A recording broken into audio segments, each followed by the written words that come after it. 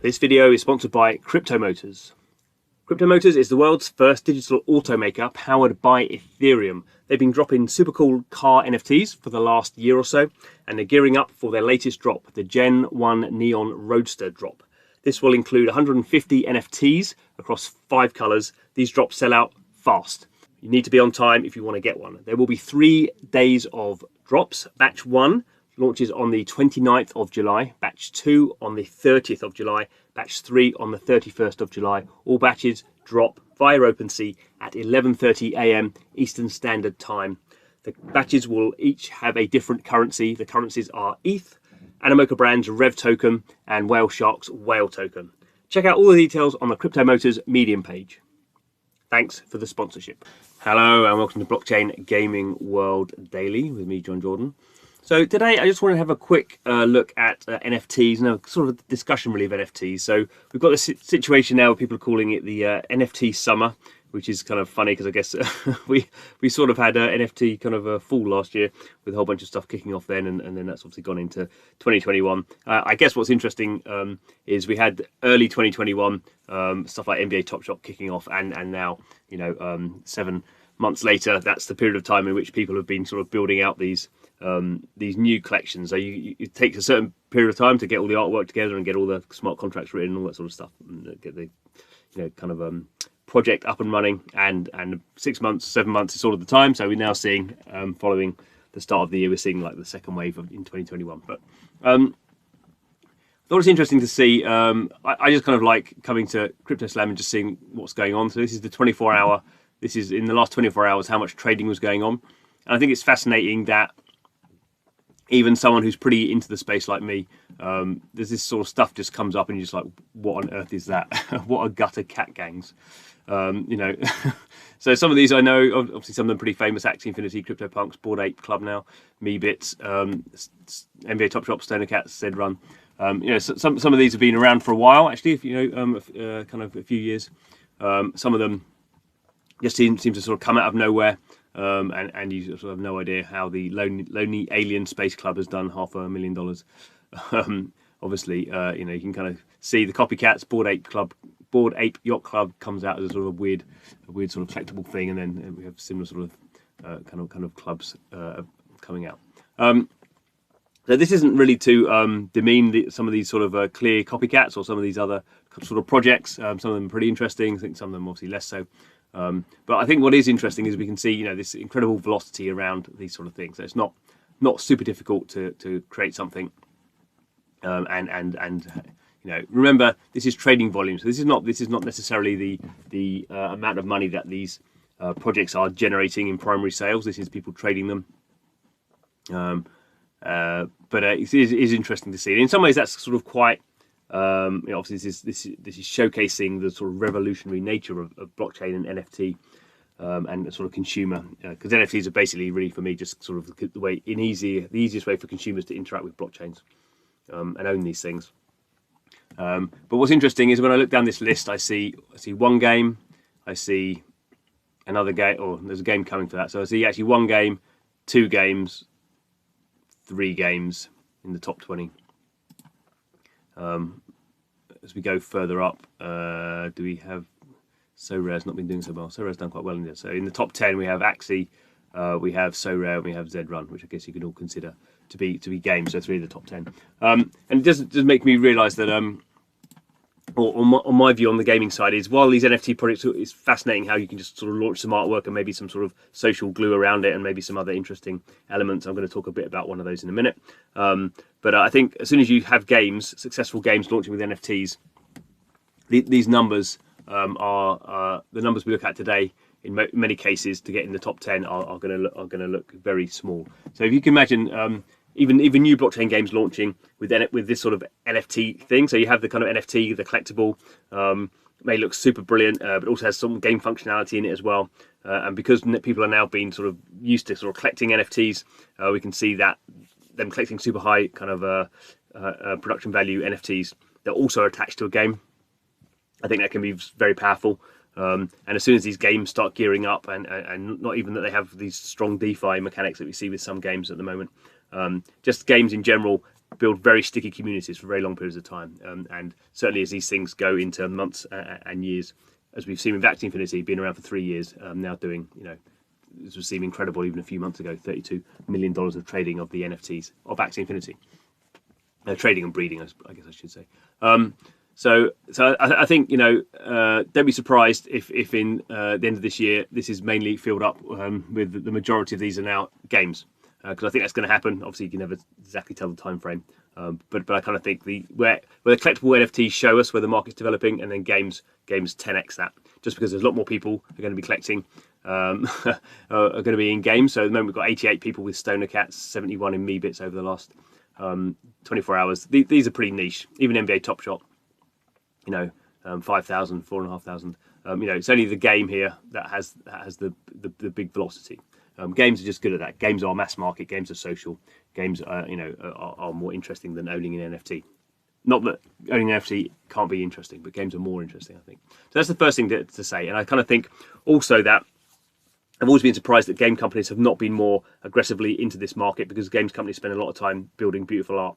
And NFTs don't have to be about game items, game functionality. We've seen it a little bit with the Star Atlas, and it's done this sort of kind of cool posters.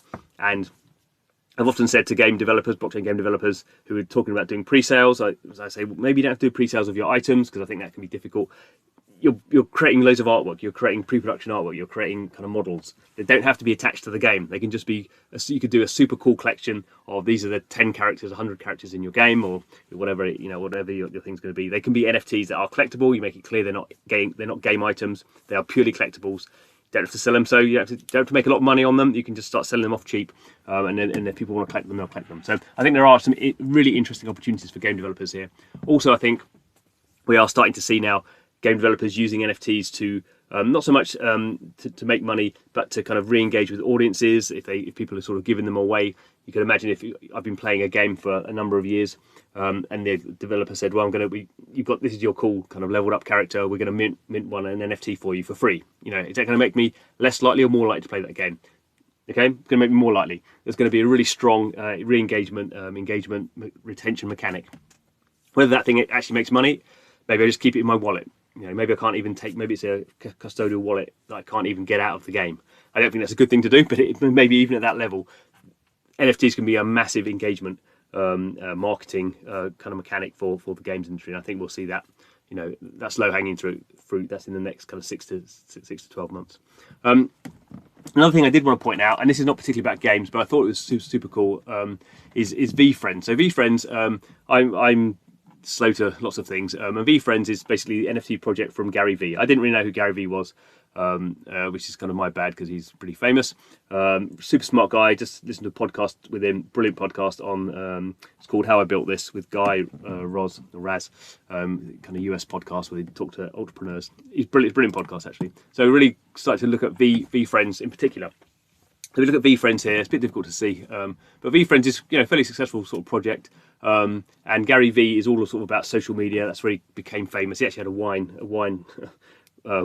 website back in the day, and then he got into sort of social media stuff and invested in sort of Twitter and Facebook back in the day, just as an individual. Very, very smart, very, very focused guy. Anyway, he's got into NFTs. He sees them really valuable as consumer sort of engagement items. And he's created this thing, VEEFRIENDS, and they are, it's a bit difficult to see. If we go, click on that, is it going to take us anywhere? It's going to show us the artwork. Oh, there it does. So you can see here, terrible artwork. Like, I will guarantee that VEEFRIENDS is the worst artwork you will ever see in an NFT ever, because Gary Vee, who is not an artist, has drawn these.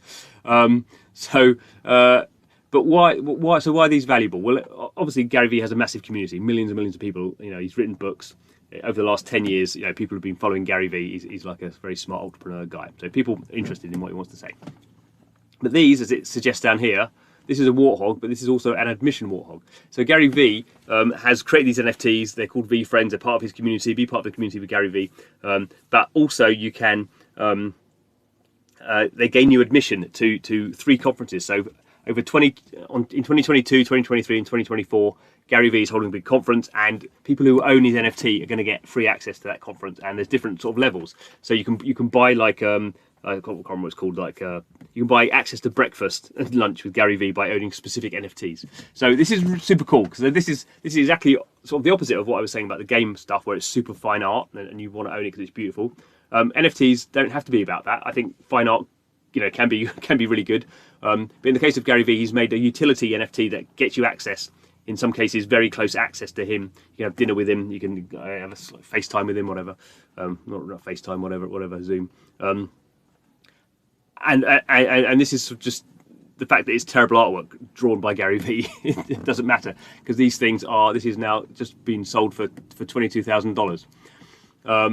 It's really fascinating, and it's even fascinating that you might think, well, these are only going to last in value for a certain period of time because then they're not going to gain you access to the next sort of set of conferences. But the fact this is $20,000, $23,000 is not because it gains you access to the conference. That's sort of a part of it. that may have been the pricing here at $2,000 2 months ago when it was minted. But the fact it's gone for $20,000 is not because it gets you access to the conference, or even I don't think this one gets you any particular access to Gary Vee. But it's just fascinating how he's built this as an engagement model around an existing community, and people are buying these, for, is this a crazy price? Well, it is for me because I'm not part of Gary Vee's community, but it just kind of shows, it's very clever. He's understood it, and I think certainly game developers need to understand it. But anyone with a community needs to start thinking about NFTs. You don't have to mint them. You have to think about minting, I suppose. You want it to be a fair distribution. You don't want people to come in and buy them all up, although it's very hard to sort of deal with that. And I do think these things can become problematic if, I think that the cheapest price now for any one of these is getting on for, is about this sort of price, is about $20,000 for an entry level one. So that's a sort of problem that people who may be massive Gary Vee fans can't gain access to them. Obviously, you can do giveaways and various things like that. But be thinking about this is a really strong way of building community, and we just know people love collectibles. Layer in a proper game scenario. And I think we haven't really seen the start of how NFTs are going to be used in future. So that's just my little kind of view on what's going on there.